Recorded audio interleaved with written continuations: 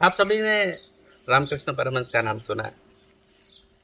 और रामकृष्ण परमहंस के बारे में ये बहुत विख्यात था कि जब भी वो माँ कालिका की साधना में डूबते थे, ध्यान में जाते थे, जैसे ही माँ आती थी वो उनके साथ खेलने लग जाते थे। कभी माँ को हाथों से खाना खिला रहे हैं, कभी उनकी गोद में सो जा रहे हैं। और ये क्रम लगातार चलता रहा, लगातार कई वर्षों तक रामकृष्ण परमहंस यूं करते रहे। एक बार उनके गुरु तोतापुरी जी महाराज आए और उन्होंने कहा कि भाई जरा तुम इस आसक्ति से बाहर निकलो, इस स्नेह के बंधन से बाहर आओ। उसने कहा ठीक है गुरुदेव, लेकिन दूसरे दिन फिर वही हुआ। जैसे ही वो ध्यान में उतरे, देवी आई, उसके बाद फिर से खेलने लगे। दूसरे दिन फिर तोतापुरी जी महाराज ने कहा कि एक काम करो, ये तलवार लो और देवी का दो टुकड़े कर दो।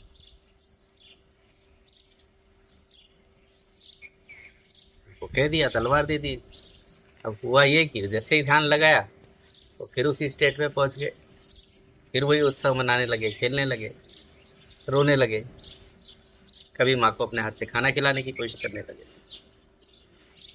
तो तोतापुरी जी को बहुत गुस्सा आया। उन्होंने एक कांच का टुकड़ा उठाया और ललाट पे एक कट लगा। जैसे ही कट लगाया, उन्होंने तलवार उठाई, माँ कालिका के दो टुकड़े।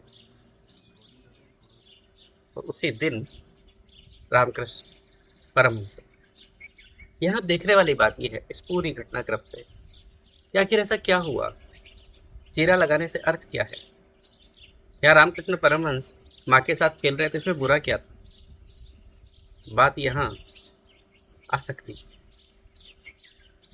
जब आप पूरी तरीके से साधना में डूब जाते हैं, पर फिर भी अगर कहीं न कहीं आपके अलावा कोई ऑब्जेक्ट, कोई संबंध निर्मित होता है, तो वो आपको अपनी संपूर्णता से परिचय होने में थोड़ा-सा रोक देता है, एक बाधा बन जाता है। चाहे फिर वो किसी भी स्वरूप में हो, देवी का हो, भगवान का हो, राम का हो, कृष्ण का हो। तो तोतापुरी जी महाराज ये बात जानते थे। इसके परमहंस होने में, इसके संपूर्ण होने में एक बाधा है, और वो ये है कि एक संबंध कहीं न कहीं रह गया है।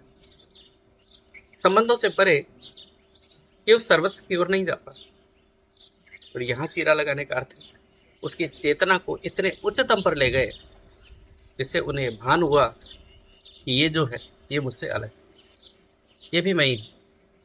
और जब ये दो एक हो गए, तब अद्वैत की उस संपूर्णता के कारण रामकृष्ण परमहंस हुए। इसलिए जीवन में इस बात का ध्यान रखें। जब आप कहते हैं ना कि मैं देवी की साधना कर रहा हूँ या हनुमान जी की साधना कर रहा हूँ, फिर भी आप दो ही हैं। कहीं न कहीं वो पूर्णता नहीं आ पाएगी। इसके लिए बहुत आवश्यक है कि एक समय आने पर उसे भी आपको त्याग देना पड़ता है। उसके प्रति भी मोह और आसक्ति छोड़ देनी, गुरु के प्रति भी मोह और आसक्ति छोड़ देनी, स्वयं में और गहरे से उतर जाना होता है, जहाँ दो दिखाई देने की संभावनाएं समाप्त होती है।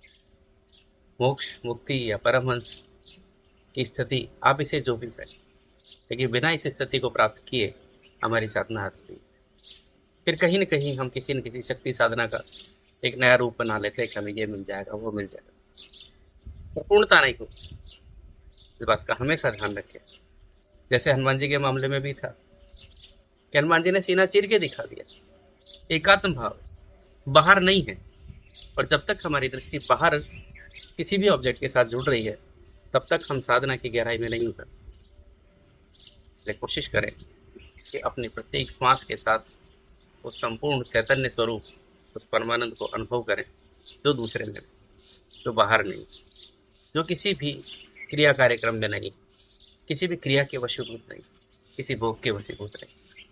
वो सिर्फ आपने इस बात का आत्म साक्षात्कार कहे या परमहंस की स्थिति, कोई फर्क नहीं पड़ता। और वस्तु स्थिति यही है कि जब तक वेद है, तब तक ये चीज़ें यूं ही चलती रहेगी, साधना पूरी नहीं होगी।